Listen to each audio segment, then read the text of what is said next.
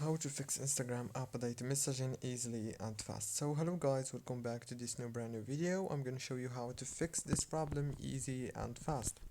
So all what you have to do is very simple. Just keep watching until the end. So first thing is open the Play Store, and after you open the Play Store or the App Store if you have iOS, you need to go to the search bar and search for Instagram, and it will take you here. Right here you would find this update option. If there is a new update, click on it. After you click on it, you will get the latest version of Instagram app, and because of that you will have the option of messaging update. And that's it. Restart your phone, reopen Instagram, and the problem is gonna be fixed. Don't forget to like and subscribe, and thank you so much for watching this video until the very end. See you later.